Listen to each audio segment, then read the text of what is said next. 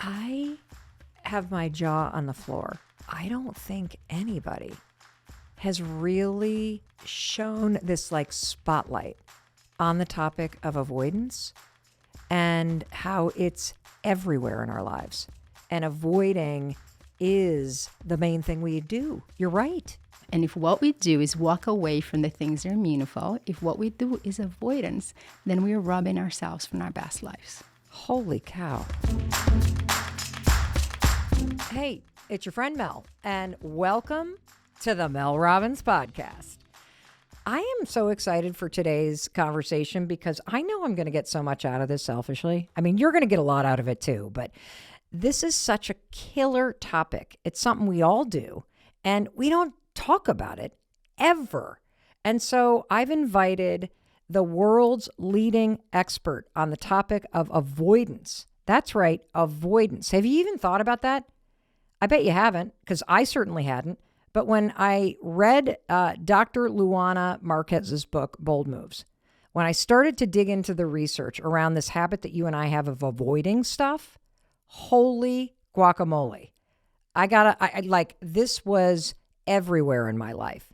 It is so sneaky how avoidance creeps in, and next thing you know, you're avoiding responding to an email because it's confronting, or you're avoiding dealing with your bills, or you're avoiding having that hard conversation, or maybe you're avoiding something really big like that breakup or the talk or going to get the diagnosis. And what Dr. Marques is here to say is she's here to not only reveal how much you and I do this, but to tell you something that I think is really liberating. That the problem that you and I have is not fear, self-doubt, or anxiety. The problem is that when we feel those things, we avoid.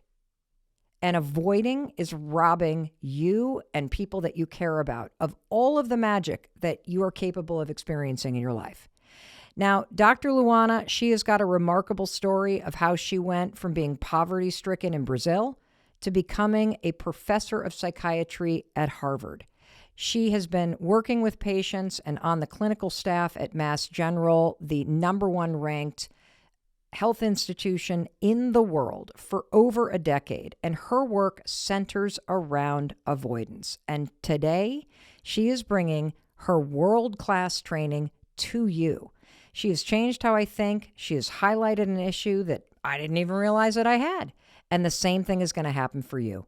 I promise you this is going to be fascinating. So, Luana, welcome to the Mel Robbins podcast. Thank you, Mel. I'm so excited to be here with you today. I can't even tell you how excited I am. Well, it's an honor to talk to you. Your work centers around one skill that everybody on the planet needs to learn how to spot and master. What is it? So my work really is about identifying avoidance and overcoming avoidance. That is it. Why do we need to do that? Because avoidance is robbing us from our best life. It's keeping us prisoners of our own thinking and our own behavior, and that keeps us in our own mental jail. I know that you are a specialist in CBT therapy. We're going to get into that, but I want everybody to hear your background. Mel, it's interesting. People come to me and they want me to get rid of their fever. They say, no, Dr. Luana, get rid of my anxiety. But the problem is really not anxiety. It's what we do when we are anxious. And what we do is we avoid. And let me tell you this. I learned this first when I was like 15 and I moved in with my grandmother. So I lived in a little city, Governador Valadares in Brazil, and I moved into Belo Horizonte. And I just became terrified of people. Like my brain would just scream that people were not going to like me, that they think I'm different, that I come from a small town, that I'm not enough. And so my grandmother noticed this. She's like, why don't you bring friends over? And I'd be like, oh, no, I just have to study. I need to really study. And I started to just avoid people, anything related to people. I didn't make friends. I started to feel lonely. I was really anxious. And my brain just was failing me. My grandmother, this woman is incredible, right? She has no college training. She doesn't know. At that point, CBT was nothing. Cognitive behavioral therapy wasn't really, in Brazil specifically, didn't exist. She one day said to me, Luana, let's go to the mall. I want us to eat Chinese food. Now, before I moved into my grandmother, there were times in our lives that we didn't have food. And so this idea of having Chinese food in a big town, my grandmother was so exciting. I got this little tray. I still remember this. My hands like so excited. This Chinese, I could smell the Chinese food. And she says to me, do you see that gentleman there, the elder gentleman? Let's go talk to him. And my stomach, Mel, dropped. I was like, no, I'm not talking to him. What are you talking about? Like, do you know that anxiety in your pit of your stomach just turning? And I was like, I can't do this. Like, I just can't do this. And she's like, we're going to talk to him. And so we sat and she did all the talking. And at that point, I didn't want the Chinese food anymore. Let's be clear, right? Like, You have no appetite. I had no appetite.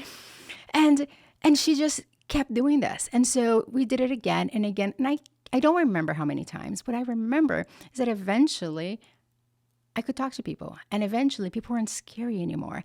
And eventually I made friends. And I realized in graduate school, like later, 20 years later, I realized that my grandmother was doing, it's called exposure therapy. She realized I was avoiding, right? I was avoiding strangers. And she forced me, that's how I felt. She would tell you that she just helped me approach. But she taught me to go against that avoidance, to go towards the things that matter. And I'm telling you, if she didn't do that, I probably would have developed social phobia. I probably would be stuck in Brazil still. And so that's why I think avoidance is so powerful. It robs us from the lives that we want. And there's a ton of science behind it, but I learned it from my grandmother. I have my jaw on the floor. And the reason why is I don't think anybody has really shown this like spotlight on the topic of avoidance and how it's everywhere in our lives. And we'll dig into the way that we all avoid, but I'm having this moment where I'm going, holy cow. I remember when Brene Brown first gave that TED Talk about vulnerability, and the whole world was like, what? Vulnerability is a superpower? The way you just explained avoidance as something that anxiety triggers or uncomfortable situations trigger, and that it's not these feelings of being anxious or scared or whatever that's the problem. It's really what we do with it. And avoiding is the main thing we do. You're right. Yeah, that's what we do. Like, and we do it all the time. We rationalize our way into avoidance. I'm not going to ask for this raise because, I just haven't worked hard enough. Or I am not going on this date because, I just have to work harder at work. So it's not that I'm afraid of dating. No. It's just because, if I work more, it's better. And it's everywhere. Right? It's robbing us from our lives. And no one is talking about avoidance. I'm so glad that you caught on to that, Mel, because that's right. Like, people are talking about the fevers. That's how I think about. The fevers or fears? Fevers. Like fevers? Fevers. What do you mean by fevers? I think about anxiety, the stress as a fever. Okay. A high fever. Okay. Nobody likes to be anxious. No. Me included. Right? Yep. But that is not the real infection that we are facing. The infection maintaining this fear is avoidance. Right? And so we've been fighting anxiety. Anxiety is biologically adaptive up to a point, right? It's what we do. And if what we do is walk away from the things that are meaningful, if what we do is avoidance, then we are robbing ourselves from our best lives. Holy cow. You're absolutely right. I'm just going tick, tick, tick, tick, tick, tick, tick, because there's somebody really close to us and our family who has had this massive uptick of anxiety happen. And it has been so debilitating that this person has actually taken an entire week off of work. And I've been thinking that's actually the opposite of what you should do. Mm-hmm. Because if you are scared that you're going to have a panic attack at work, so you don't go to work, you're making the anxiety bigger than you. Avoiding that thing or avoiding the situation that may happen makes the fear bigger. That's exactly right. This is a great example of this person because the instinct, and it's biologically driven, right, is to go away. So you start to worry about having a panic attack. I've worked with lots of people that have panic attack. And so your work, you have this horrible panic attack. And then your brain basically now is saying, well, work can lead to panic attack, so I'm going to stay home. But what you're doing is you're actually training your brain to be scared of work because now you're linking work with a panic attack. And let's be honest, there was no link there. Correct. Right? Panic attacks can come out of the blue. But then if you take a whole week out of work, then what are you doing? You're basically trying to take away anything that is potentially going to trigger anxiety. But the minute you step out of your house, you can't avoid for long. Right. you're going to come out with a baseline anxiety so high that now you're almost guaranteeing that you're going to have a panic attack at work because you've been so afraid of it, right? You're inducing that fight, flight, or freeze. The opposite of avoidance is approach. Now, just do it the way Nike tells us to do. Right. Doesn't work with anxiety. You can't tell somebody that's having panic attack, just go work, right? But can you drive towards work? So you're not going to work for a week. Okay, I'm with you. Yep. Okay. I've been in this boat too, where Right. the anxiety's been so debilitating that I've actually had anxiety so bad that it built and built and built and built up inside me when I was a second-year law student, that I convinced myself that there was no way that I could get on a plane and go to Albuquerque, New Mexico, where I had landed a summer job, and be able to live and work on my own. And I talk about avoidance.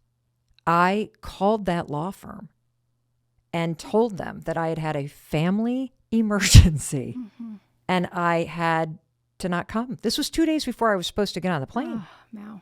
And so I have done this over and over and over and over again in my life. And I can't wait until you unpack all the forms of avoidance. But you're right. You do link up this act of, oh my gosh, if I just don't do it, then I'm going to be okay. But you actually make it worse. That's exactly.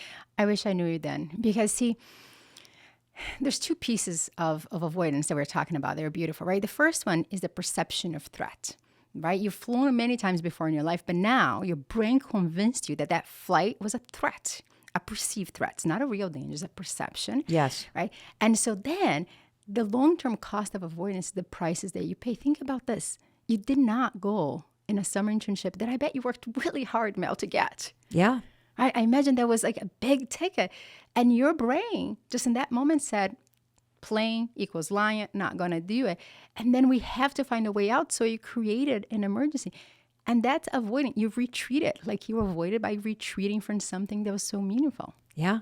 Yeah. I have done that over and over and over again. I think that's why I feel so just sad for this person in our life who is doing this right now. Because I'm thinking to myself, this is going to create the opposite impact.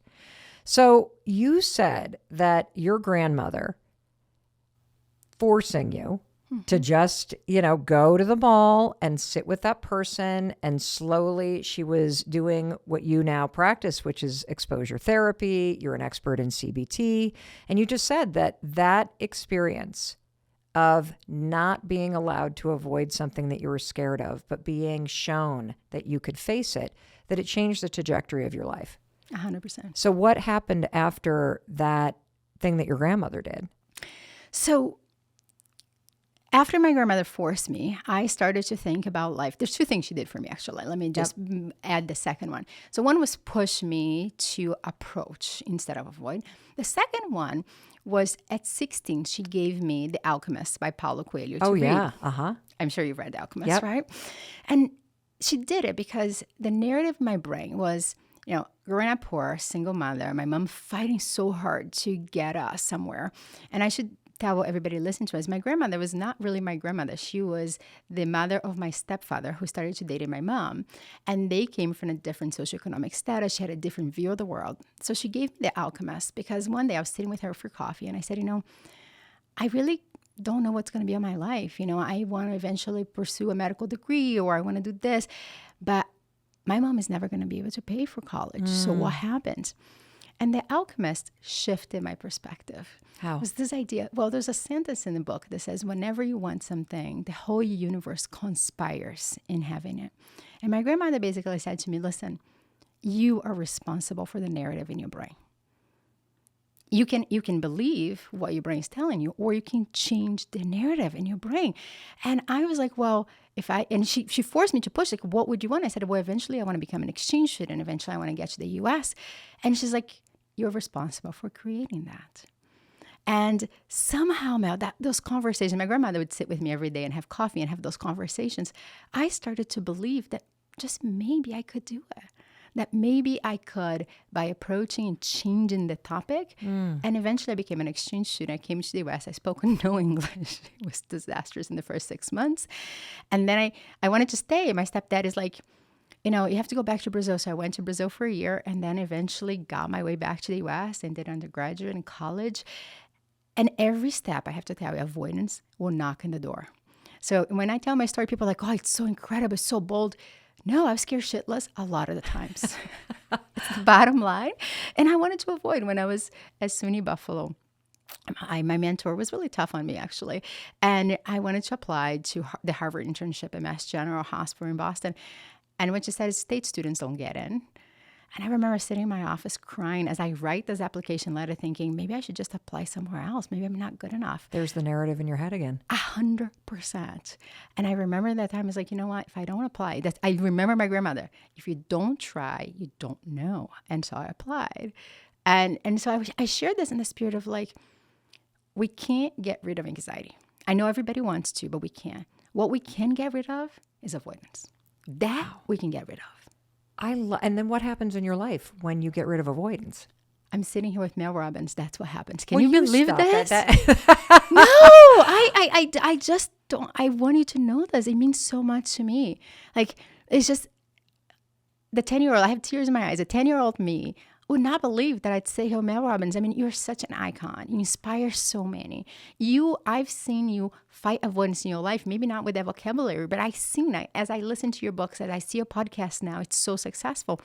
That's what happens when we don't let the narrative in our brain run our lives. You get to meet Mel Robbins, and how cool is that? Well, and I get to meet you. How cool is that? And you went on to become an associate professor at Harvard. You didn't just get the internship program in psych at Mass General. You went on to become an associate professor, a published author, the founder and chair of an incredible association around anxiety. And you're just getting started, in my opinion. Thank you. It does feel that way. It's interesting. For the last 10 years, I spent all this time in Mass General taking CBT out of the ivory tower in the streets. Okay, right? What does that mean? So I create a program that I work with community organizations where I train paraprofessionals, so people with no education, on skills and not therapy, on CBT, but digest it as skills. For example, I work with Roca in Boston, who works with young men coming out of prison. Oh, fantastic. And okay. I've actually taken CBT and created a training program that we can get an entire organization to cool off and apply skills in every day. So these young men are not going to talk to therapists like me, right? But they are going to talk to their peers. Yes. And if their peers knows the brain, knows how to regulate it, and can teach them skills, we actually had a story of a young man that didn't shoot somebody. Wow. Decided not to shoot somebody because he basically paused and said, if I shoot somebody, he reframed it. He said, if I shoot this person, I'm back in jail like my father and my grandfather. That's Can incredible. you imagine? Well, our skills shows that if you actually practice the skills that you and I are talking about today, right, that these young men are 65% more likely to get a job. Now, if they're employed, they're not back in prison. Correct. And they have a community, and they have structure, and they have respect from people around them, and they have a sense of pride. Being a former lawyer for legal aid, doing criminal defense work, it was painful to just see the recidivism rate and the rejection that people face after they serve time. Mm-hmm. And that's incredible. I want to back up a second and talk about CBT. Let's do it. So for anyone listening that's like, CBT, is that like non-high marijuana stuff? No, that's CBD. CBT. You're the professor in this. Explain what CBT is. Cognitive behavior therapy, or CBT, is a widely studied kind of therapy that's action-oriented, and it's really designed to change what we say to ourselves, how we behave, and how we feel. Can you explain to everybody the sequence of what happens? Like, what is the order? Is it like that something happens outside of you, you have a sensation, then you act, or you have a thought? Like, what is the chain that we want to become aware of if we're going to apply the skills you're going to teach us today? Such a great question, Mel, because the first thing, if we're going to apply any skills, we need to create a pause. And in that pause, we need to do a couple of things. First, we need to understand what was the situation that triggered any kind of thoughts, emotions, and behaviors. I actually call this the thoughts, emotions, and behavior cycle. Okay, Right? thoughts, emotion, behavior, cycle. Cycle. Can we take the example of you waking up and not wanting to get out of bed? Yes, absolutely.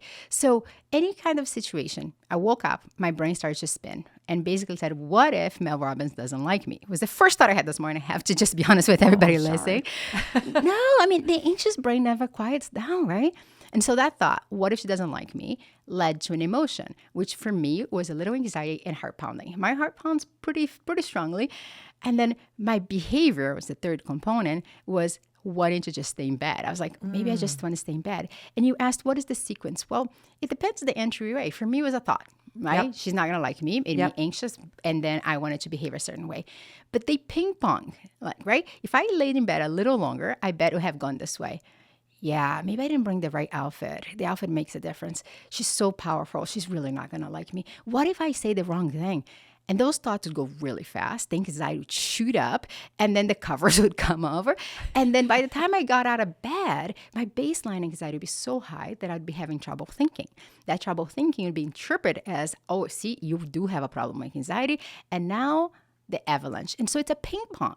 And it's so fast. And that's why that pause is so important, right? Wow. Okay. We need, whenever the anxiety happens, this is a trick that I can share with everybody that you can use and you can do it right now. How do you pause is the question, right? Take a piece of paper and literally write down your thoughts, link them to your emotions, link them to specific behavior. What do you want to do? And this is why. What we know scientifically is that writing activates the prefrontal cortex. The prefrontal cortex, the part that helps us organize, execute, right? It's the center of the brain. That's the critical part of the brain. It is always competing for energy with our amygdala, the fight, flight, or freeze part of the brain. So when one is on, the other one tends to quiet down. So if you're in your anxious brain, get out of there by writing your thoughts, emotions, and behavior cycle. Just that little trick alone, I've seen hundreds of patients stop their anxiety cycle and that avalanche by creating that pause. Let's take the example of being afraid to go into work, that you are worried that something's going to happen. Your boss is going to be a jerk, or you're going to have a panic attack, or you're going to screw up that huge sales meeting that you have. And so you have that feeling of just, I need to not go. That avoidance that we're going to talk a lot about today. So what do you do in that instance?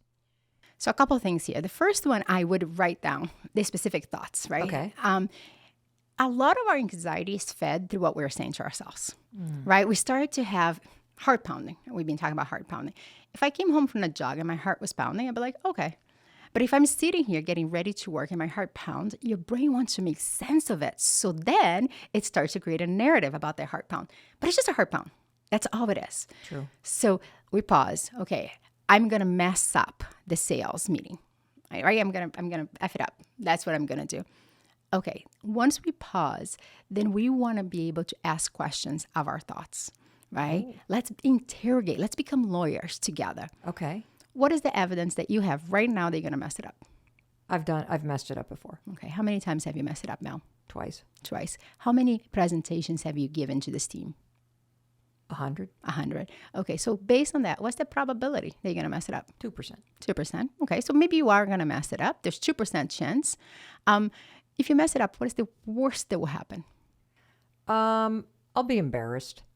Have you been embarrassed before? Yes. Have you been able to tolerate being embarrassed? Yeah. It sort of sucks. Yeah, I'm with it sucks. you. It sucks. So the worst case scenario is you're going to be embarrassed. There's 2% chance. What if they fire me? When was the last time they fired you? They haven't fired me. I'm still employed. Oh, really? That's amazing. So maybe they'll fire you, but sounds like the probability is small as well. Yes. But there is a small probability. Yes. Now, has anybody in this company ever been fired on the spot? Like, oh, you messed up, you embarrassed, fired. Well, they've laid people off, but I don't think, not that I know of. It sounds to me like your brain's basically saying, I'm going to be embarrassed, and then they're going to fire me on the spot, and I'm going to be humiliated, and I'm going to be in the corner all alone. Yes. which makes me want to avoid it. Of course it does. I would too. I mean, it feels awful to do that. But what is the probability really, Mel, that all those events are going to happen in that sequence? Very, very small. So what can you say to yourself based on your performance in the past that might change that narrative in your brain right now? That I've been nervous before and I've shown up and done a good job in the presentations. And when you say that to yourself, how does it feel? Like I don't believe it. Yeah, absolutely. Because that anxiety, has that grip on you. And when we just start to change our perspective, shift our thinking, we don't believe right away because there's so much history of the anxiety-driven thoughts.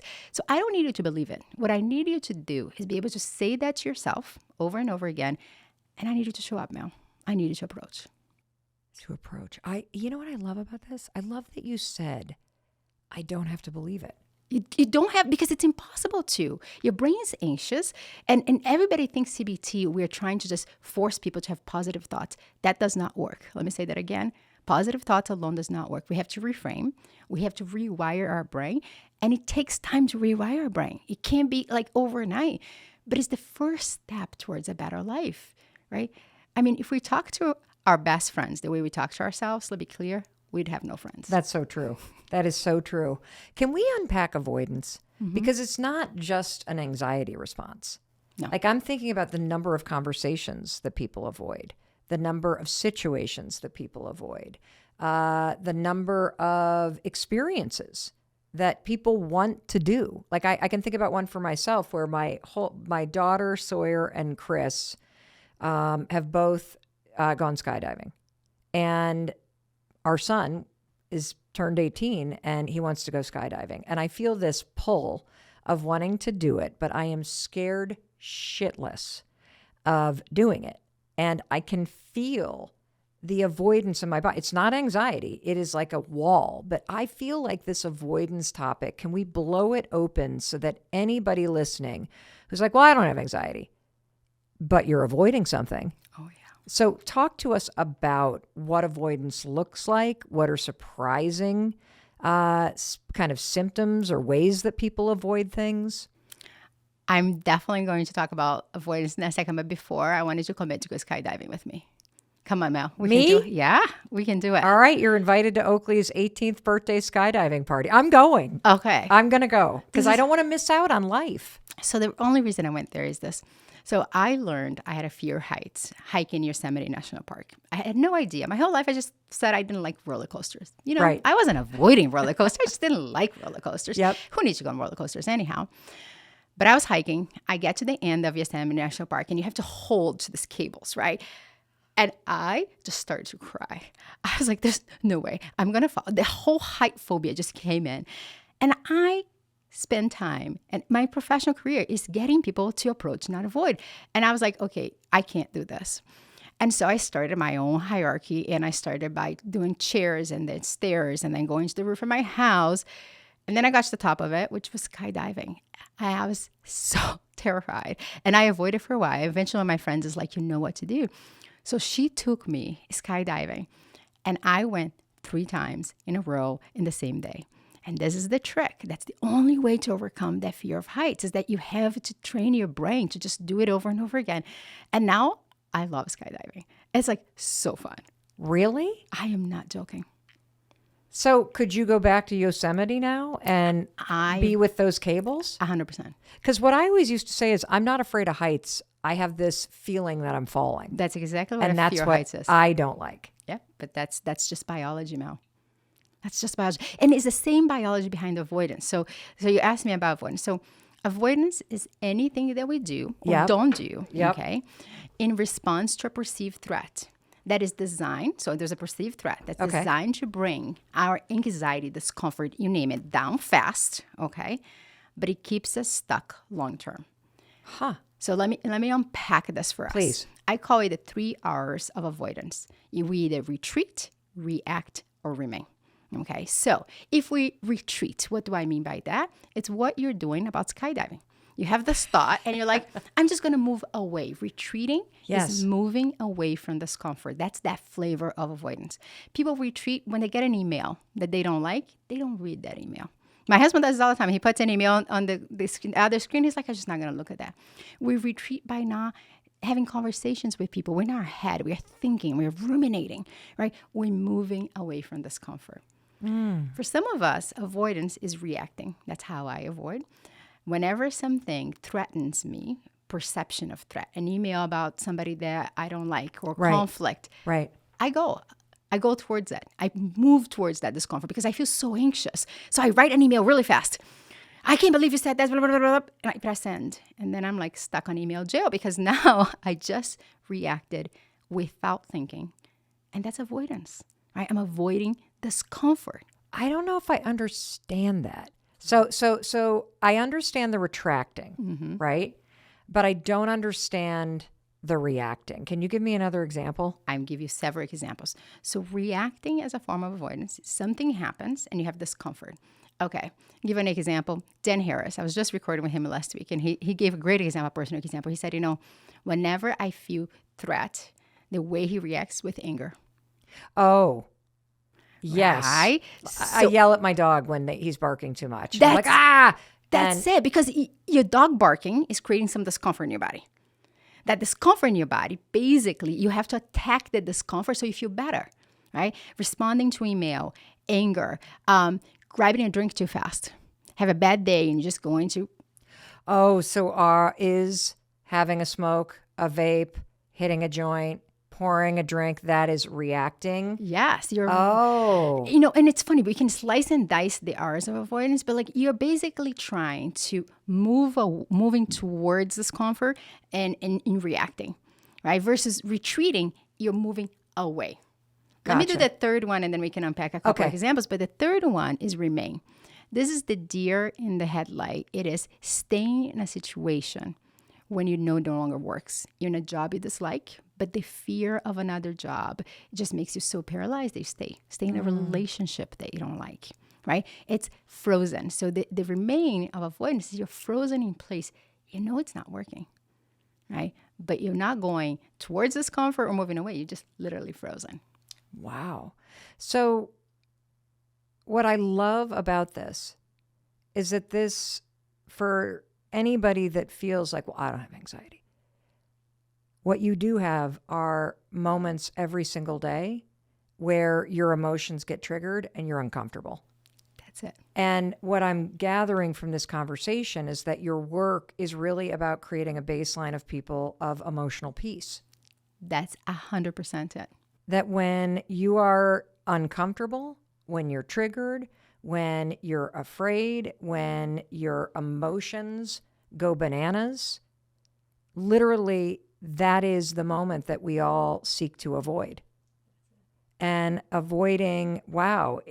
So is drinking or smoking, would that be more of a retreat? That falls more in a retreat. So you're moving away, you're trying to take that discomfort away. So it's absolutely a retreat. But I love what you said, Mel, because that is it. We all want to be comfortable all the time. Let's be clear, comfortable all the time. There's nothing meaningful there, right? And if we are completely uncomfortable, completely out of our comfort zone, we're on fight, flight, and freeze, and we're stuck. So what I want to create is a comfortably uncomfortable world, a world that you're just enough out of your comfort zone towards the things that matter the most, and that you're fighting the real enemy here, which is avoidance.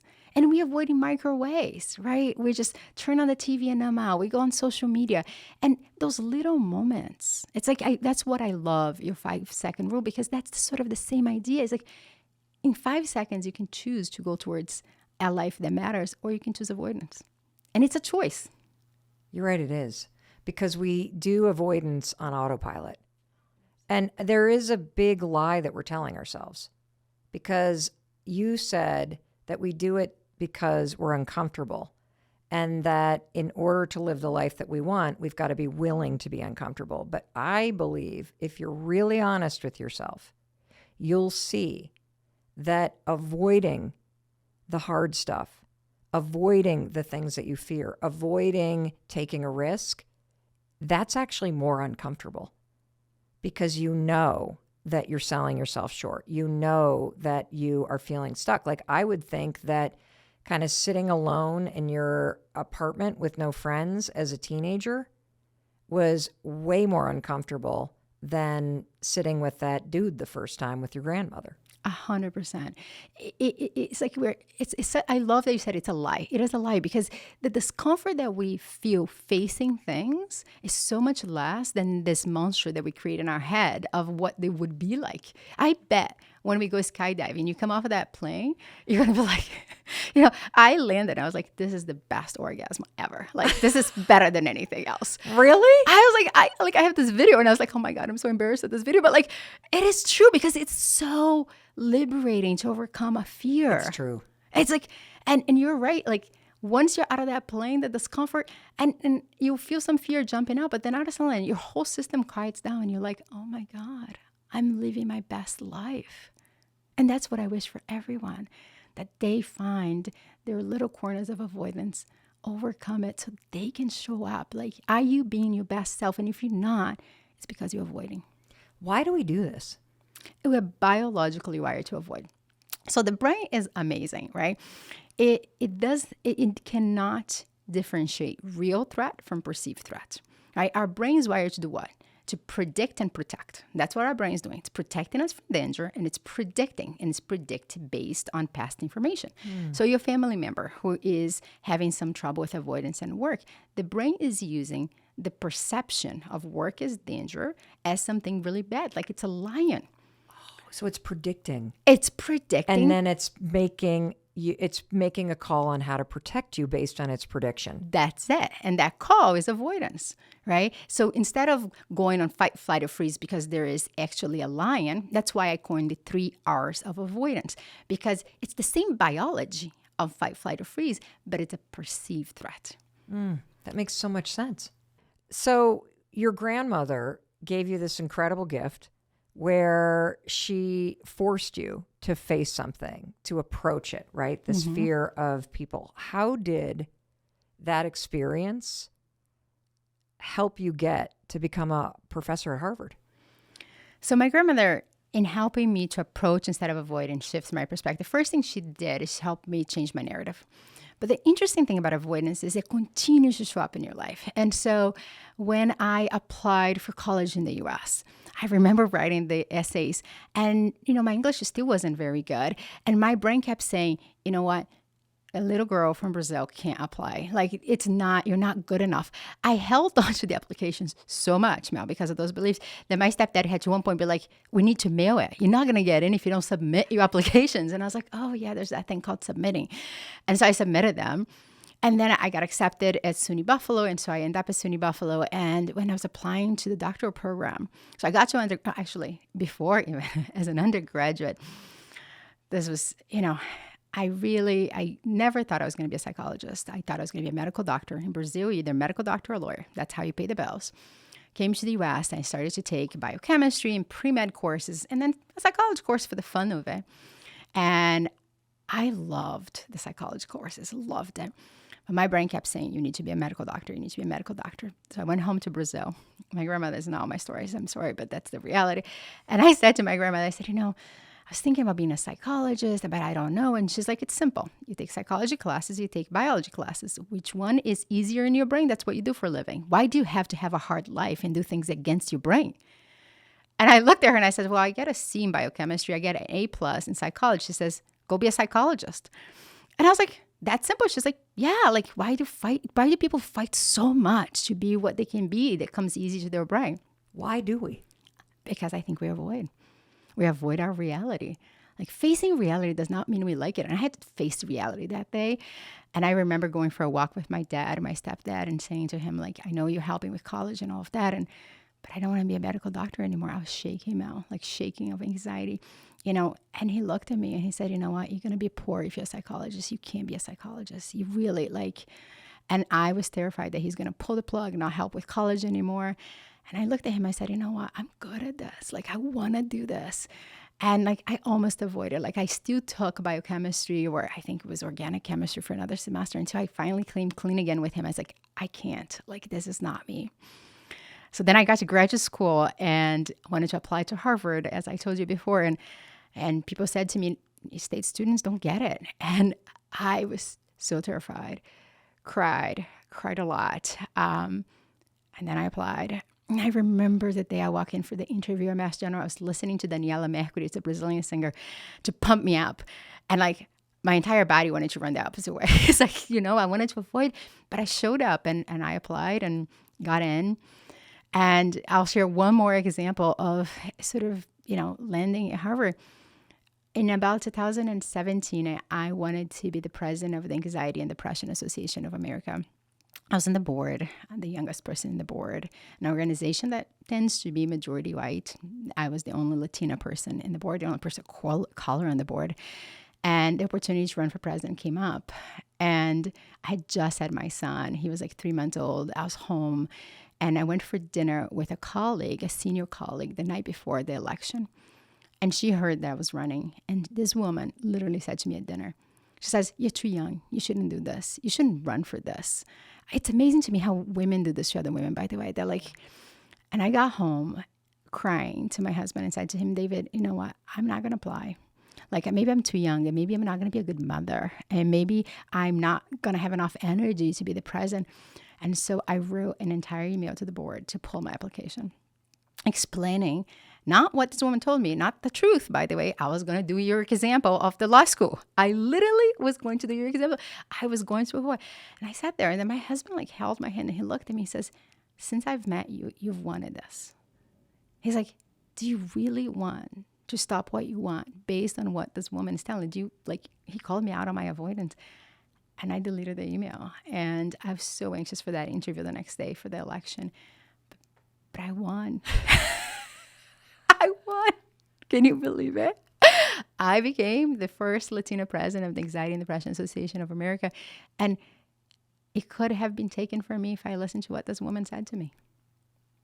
By yourself. By myself. And that's it. We are the worst problem. We are the ones avoiding. I can't blame her. People say all sorts of things for us, but do we have to believe it? Yeah, like if somebody said to you, "Why don't you just leave your son on the side of the road?"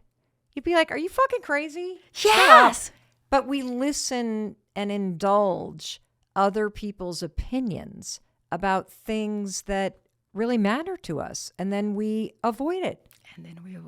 And what I keep getting, and I hope that you're getting as you're listening, is that your whole life is one giant gift waiting for you to unwrap it. And there are ways in which you sit there and stare at it and you actively avoid reaching out to shred the paper or pull on that ribbon. And it begins with the stories that you're telling yourself and CBT and the tools. I keep hearing approach.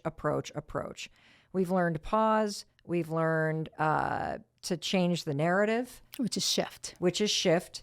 And now we're learning approach. Is approach always the answer when it comes to things that you're avoiding? So I think for me it has been. It's not always the answer. Think about approach. I define approach as opposite action. Anxiety, discomfort, sadness tells you to do something to make you feel more comfortable. Right? Mm-hmm. So your family member doesn't want to go to work. Somebody else doesn't want to ask for a raise. There's a mandate that comes with anxiety. Opposite action is just taking one step towards it. Right? Okay. So approach to me has been always the answer because if I stop and think, my brain can be really an asshole sometimes. Yes. And so, shifting our perspective is very helpful. And sometimes we have to shift to even be able to approach. Right? Sometimes what we're saying to ourselves so locked up that we have to shift. But the reality is, approach is where the juice is. Absolutely. Speaking of juice, let's roll some questions because we had a lot of people submit questions for you. First one is from Charmaine. I want more peace, more love, more compassion, more passion, more connection, more joy. Less struggle, less stuff, less complications, less stress, less anxiety. And I don't just want it for myself, but for every woman. This shit is real. I see it in my girlfriends too, in this human experience. My question is, why? Why does this feel like a struggle? Thank you, Mel, for being brave enough to do this work. I love you. Well, luckily, we got Dr. Lou. I know you said that I wasn't allowed to call you doctor, but you are a doctor. So what would you say? Like, what, are we addicted to the struggle? Why do we all feel it? I love Charmaine's question. Charmaine, this is the deal. This question is what I call the magical wand. Everyone magically wants more happiness, a better life, less stress. We all want it. And I love that Charmaine wants it for the entire world because I think that's what we're talking about in this conversation. So why? Why do we stuck? It's because we are avoiding, Charmaine. What are the things in your life right now that you actually have control over that you're not taking control? Because the struggle is there, and we're going to have some level of struggle, but it's there because you're not taking action. Right? We know scientifically, Mel, that if we actually act in line with our values, the things that matter the most to us, right? We actually have less stress, less anxiety. We have better quality of life. And so, Charmaine, I'm asking you, what are the actions you can take towards those things that matter the most that would stop this avoidance? Because I bet what's happening is there's a lot of avoidance. You know, even if she just started to approach, to use your terms, the less stuff. Yeah. She just started to declutter. Would that shift the feeling? 100%. Think about this. If you walk in your office and you go into work and you show up and there's a bunch of files and it's a mess, what does that do to your brain? Immediately, you feel scattered, right? Even if she started to approach by just organizing her life a little bit, one little step at a time. And that's the thing I want everybody to hear very loudly and clear. It's not an all or nothing, right? But little approaches towards the things that matter the most can start to really change our lives. And that's how we get more happiness. That's how we feel better. Well, what I wonder is if we're really wired for emotional peace, and if we're yearning for these things like happiness and more joy and less struggle, we're yearning for it because it is meant for us. And I think, well, I'm curious, if somebody's struggling, is that a sign that avoidance is everywhere? Yes. Simple yes. And this is why I've never met anyone in my life, professionally and personally, okay, who have not been avoiding. The avoidance is not behind their struggle, right? I've never met, like in my moments that I myself am having the most hardest time, it's because I'm avoiding. How do you figure out what you're avoiding? So you pause and you ask yourself, if I were to go towards this, what would happen? So in the case of your family friend, it's easy, right? You're clearly avoiding. But it's like, if I go towards whatever X, Y, and Z is, do I feel more or less uncomfortable? If you feel more uncomfortable, you've been avoiding. Because the avoidance is designed to bring our emotional temperature down, but keeps us stuck. So by definition, going against avoidance will create some level of discomfort. Right? So if I do this, does it keep me stuck? If I do this, does it keep me feeling comfortable, so to speak? If the answer is yes, you're avoiding. What are the top things that your patients come in and are struggling with, and how does that connect with avoidance? So Mary came in because she was in a job that she hated. Yep. She put on 100 pounds in that job, 100 pounds, but kept doing it because her brain said, well, at least I have an income. Yes. And she was facing that. She just wouldn't face the reality that she hated that job.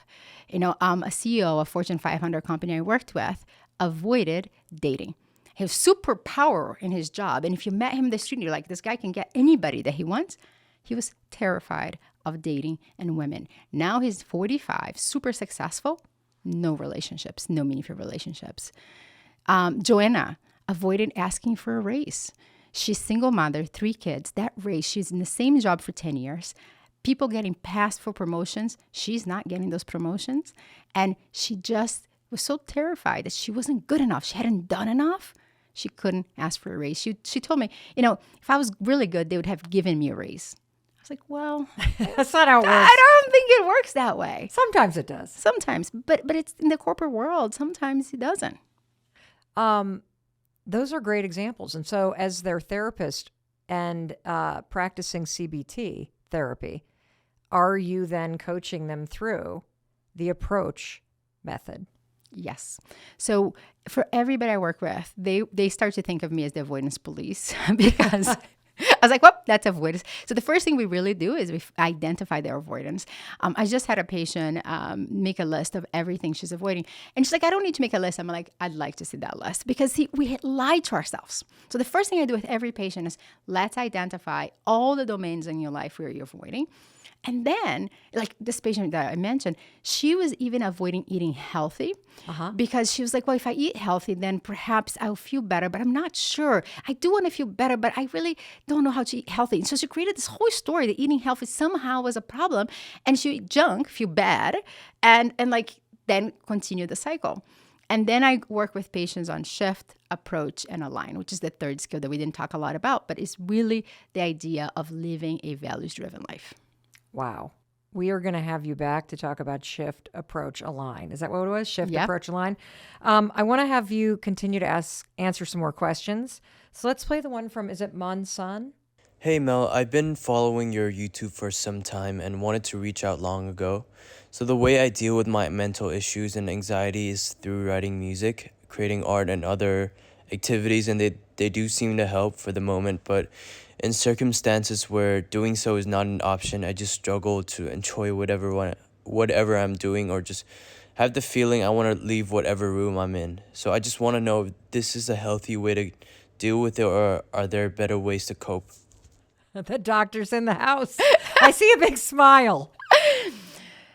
I love this question because it illustrates how we can avoid in even ways that are helpful, but then contaminate our life. Because basically what I hear you doing is this: to overcome your own fear, you write music and you can show up, and that's fantastic, right? But it sounds to me like you're white knuckling through it. Because then you're not able to generalize this to meeting a stranger or sitting at a table, because I bet the same narrative that you're telling to yourself is the same. There's something about not being good enough or being important enough that is getting you stuck. And so for this person, I actually think shifting the way you see yourself, what is that narrative, so that you can learn to approach music and your friends with the same kind of mentality, because your thinking is getting you stuck here. Well, I also noticed that the question opened with the fact that I've been following you on YouTube for some time and wanted to reach out long ago. So even in the opening sentence of the question, he admitted to avoiding something he had wanted to do. And then he goes on further and talks about how he's having a hard time enjoying whatever he's doing. And then that leads him to want to leave the room. And so if he starts to recognize that whenever I start to feel uncomfortable, I just want to leave the room, is the advice that he stays in the room? Like, what would you have him do if he was your patient? So if he was my patient, what I'd say is this: we need to figure out what you can tolerate that is comfortably uncomfortable. So for example, if what you want to do is leave the room immediately, can you stay for an extra 1 minute? Can you stay in the room and just observe the room for 30 seconds if a minute's too much? If you walk out of the room, can you commit to walking back to the room and staying for a minute, walking out of the room again, walk back in the room? Small doses, because see, in approach, we're rewiring the brain and teaching the brain that there is no lion in that room. That in fact, the people there most of the time want to talk to us, most of the time want to connect with us. And so small dosages of staying in that room, and I would start increasing them, a minute, 3 minutes, 5 minutes. Put a timer in your watch. If you have a watch, most people have an Apple Watch, or in your phone, because your brain within 10 seconds is going to tell you it's too much. I've never worked with a patient that couldn't tolerate a minute.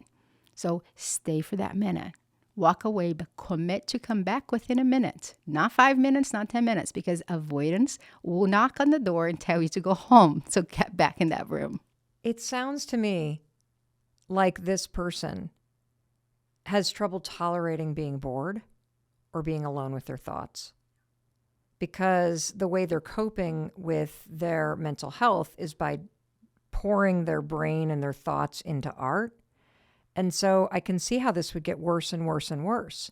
If you tell yourself, I can't sit in this room, which is basically saying I can't sit here with myself, you will never be able to sit still, because it's going to just get worse. Is that also the reason why you're so adamant about approaching instead of avoiding.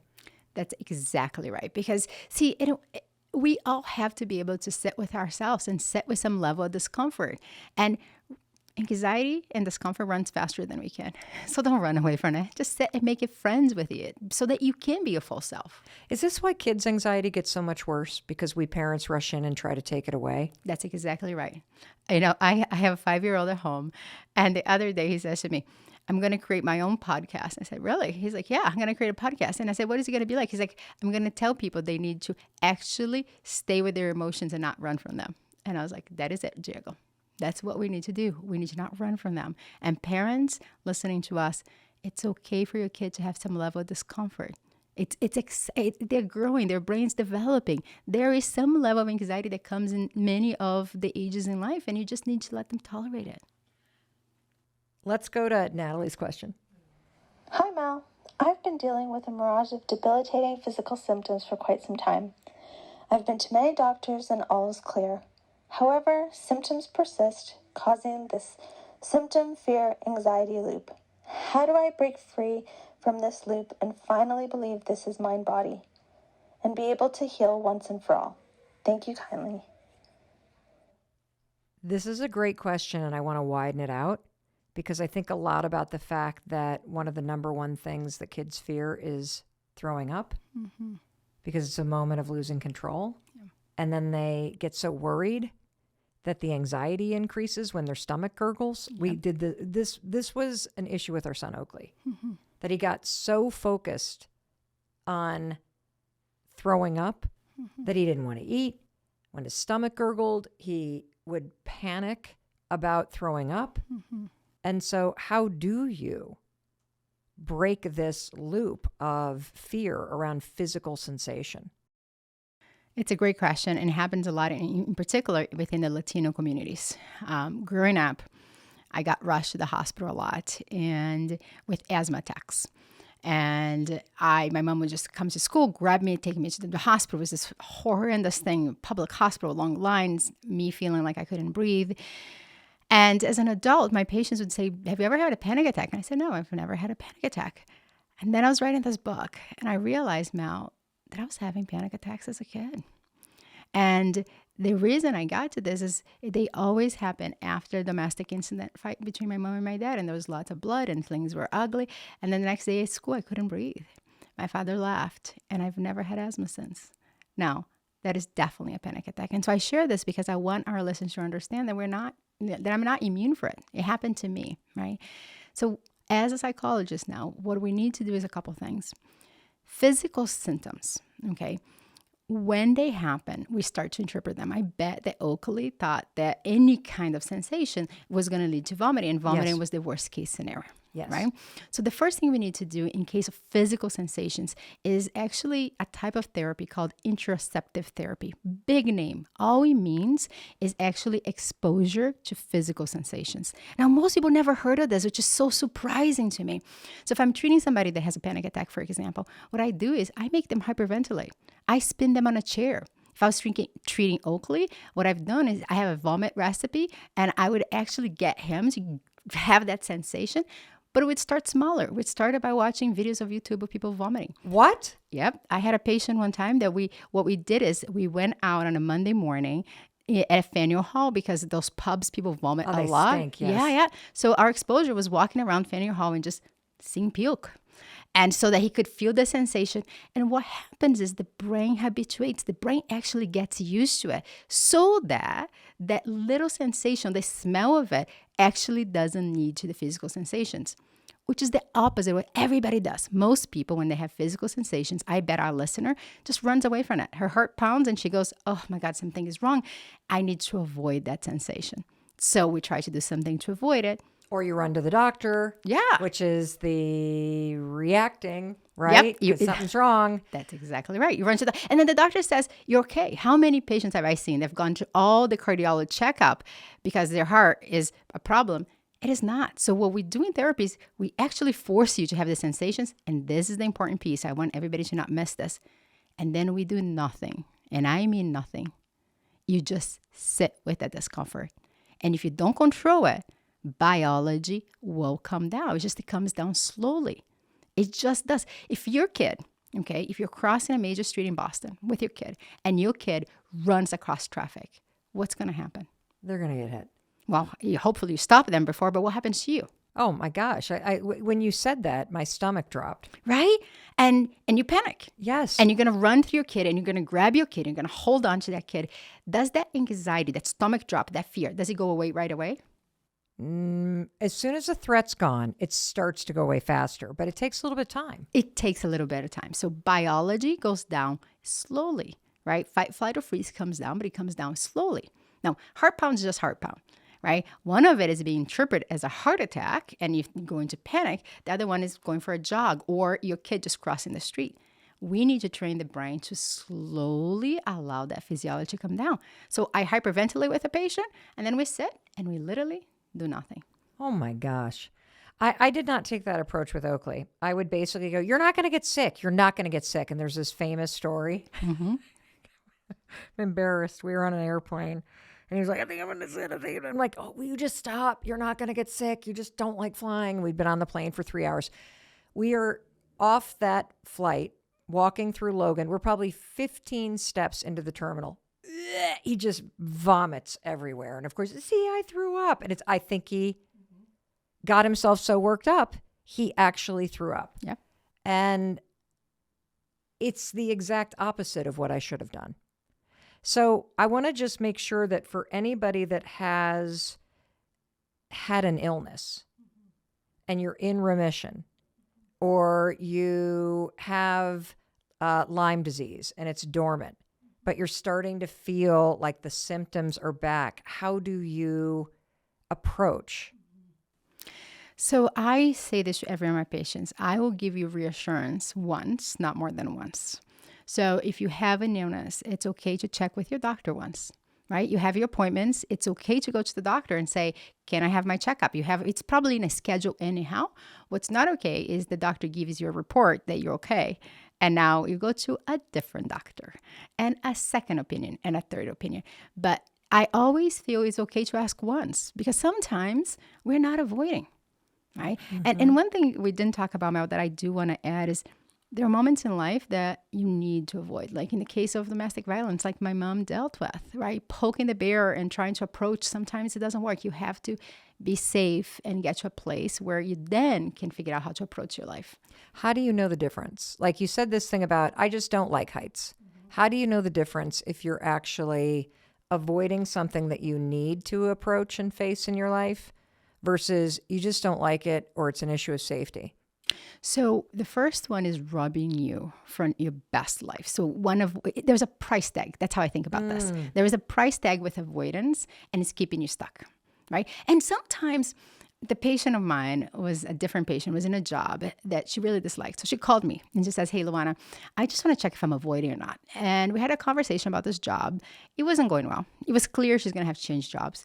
I said, but why are you staying? And she says to me, I'm staying because if I stay 6 more months, I have this big bonus. And that bonus is really going to help pay some of the bills that we have. And then what I thought is I would just tolerate for 6 months. And then once I get the bonus, I would just find another job. I said, that's strategy. That's not avoidance. That's strategy. That's fantastic. Yes. Right? But she was so trained to think about avoidance. She's like, am I avoiding by staying? No, that's strategy. Sometimes you have to have strategy in life. Well, it seems like avoidance is very reflexive. Mm-hmm. And that it is something that you're doing because you're reacting. And I would imagine that if you got pushed toward the thing, you'd push back because you don't want to. Versus a strategy which you can calmly, with emotional peace, rationally explain to somebody. That is exactly it.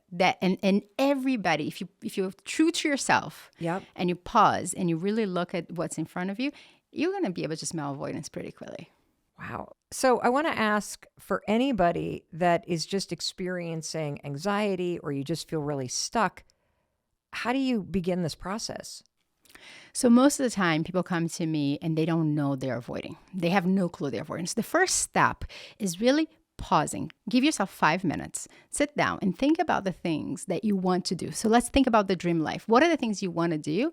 And then ask yourself, why you're not doing it. What are the things that are getting in the way? And you're going to pretty quickly identify your avoidance. I'm not doing this because I'm afraid of heights. I'm not doing this because if I ask for a raise, they're going to find out that I'm not good enough.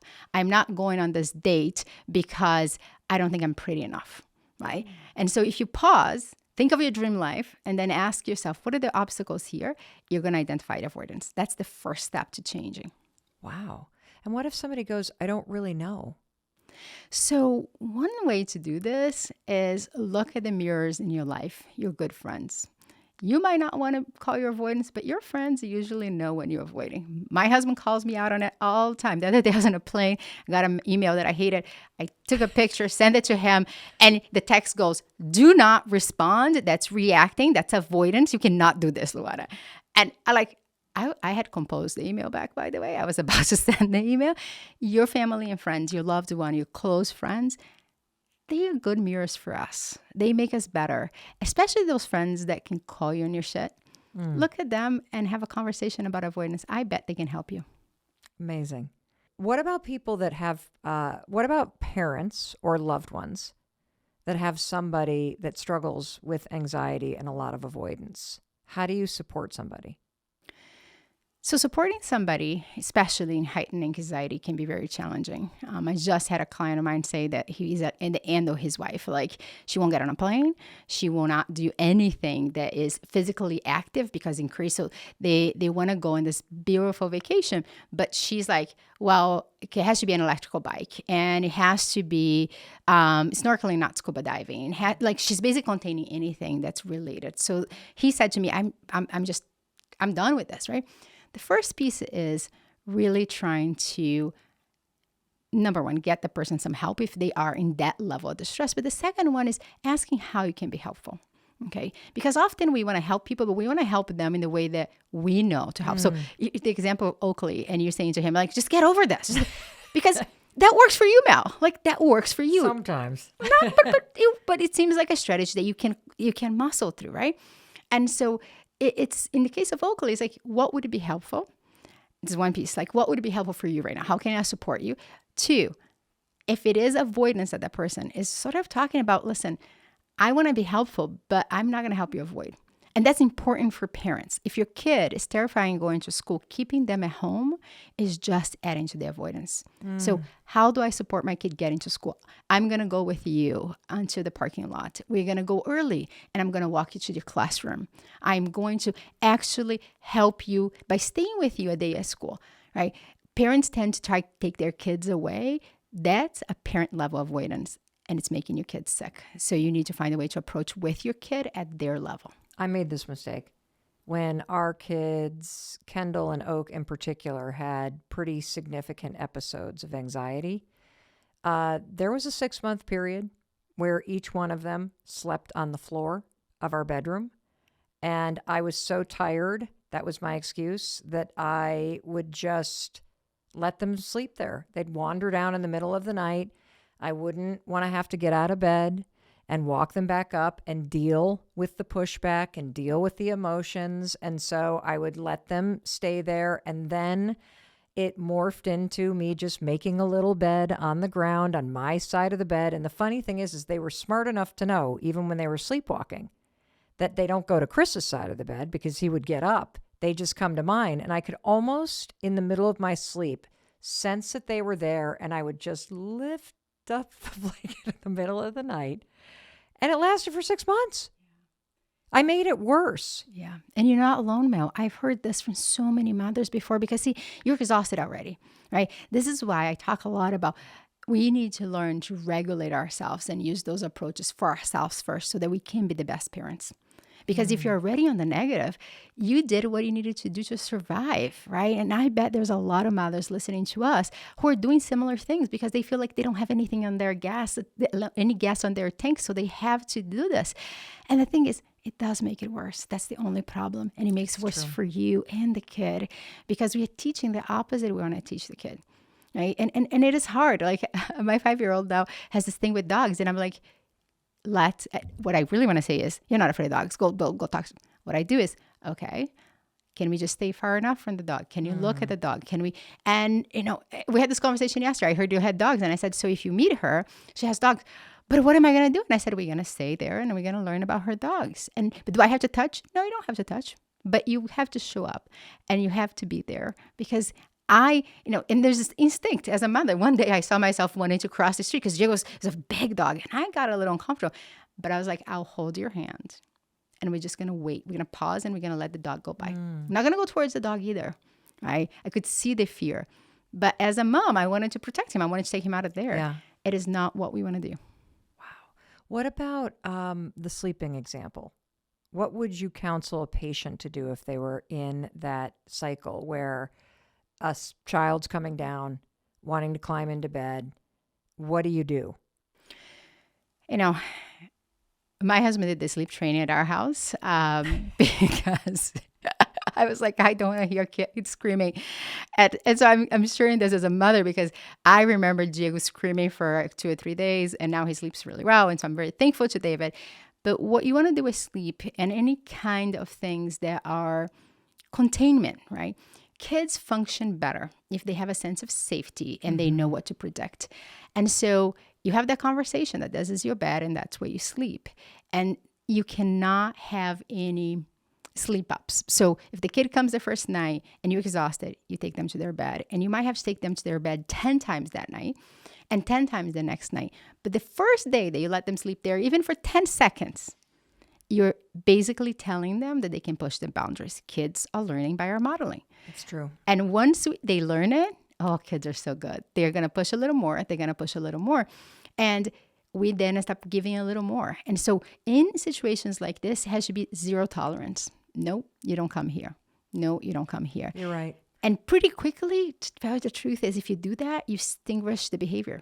It's true because they're uncomfortable being alone in their bed. And so you're teaching them to tolerate that discomfort. That's a skill they need to learn for the rest of their life because they're going to have to do, it's called emotion regulation psychology. And you're teaching them basic emotion regulation by teaching them that it's okay to have that discomfort and that they're safe in their bed. And over time, it goes away. And that's what we need to teach ourselves. That's exactly what because we all all of this avoidance is simply us not being able to tolerate as adults our own uncomfortable emotions. That is all there is. We get uncomfortable when we run like we're a kid. We go run into a parent's room and now we're stuck in a cycle. Yeah. But instead of running to mom and dad's room, we're running to the vodka bottle or we're avoiding the email or we're holding on to the application because that's a way to avoid the risk or the pain or the fear that we have. And we're just building more pain, more fear, and more discomfort. This is so fascinating. And what I love is that you're on a mission to teach this to people so that they can truly unlock all of the incredible things that are available to all of us in life. Within each one of us, there is a hidden amazing jewel. And if we take avoidance away, we can all be shining within our own domains of life. We all have a gift. Right? Every single person has that gift inside of them right now. And we are just shouting it and not maximizing it. I want a world where people are bold in their own way, that they are approaching the things that matter the most. And can you imagine that world? It just would be so much better. I'm so glad you didn't become a medical doctor, but you went into psychology and that you do what you do. You are a gift. Thank you for being with us. You are going to come back again and again and again. Thank you, Mel. This has been so delightful. You are amazing. For everybody listening, she's just the kindest person, just the kindest person. So thank you. One final question. Tell us about your new book. New book is called Bold Move, a 3-step plan to transform anxiety into power. The first 2 chapters are all about avoidance, and you need to dig in on that avoidance. And then I talk about shift, approach, and align. It's a very personal book because it's the first time in my life that I talk about the stuff that I'm talking to you here, my panic attacks and family domestic violence and the ways I've avoided and continue to avoid and continue to fight avoidance. So I have no idea what the world will do with the book, but I'm very glad to get to this place in my life that I'm fully me and I can show up. It is absolutely something everybody should read. You've got CEOs and stay-at-home moms and everybody in between in your practice. You are an assistant professor at Harvard. And in this personal, tactical, skills-based book, you give everybody the tools that they need to make more bold moves. So thank you. Thank you. Thank you, Dr. Luana Marques. We love you, and I'm so happy you were here with us today. Thank you. Oh, and one more thing. And no, this is not a blooper. This is the legal language. You know, what the lawyers write and what I need to read to you. This podcast is presented solely for educational and entertainment purposes. I'm just your friend.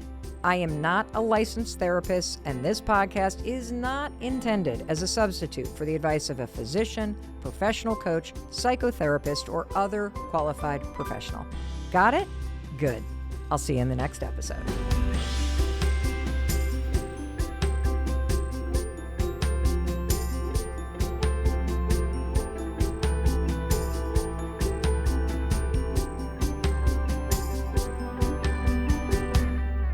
Hey, it's Mel. Thank you so much for being here. If you enjoyed that video, by God, please subscribe because I don't want you to miss a thing.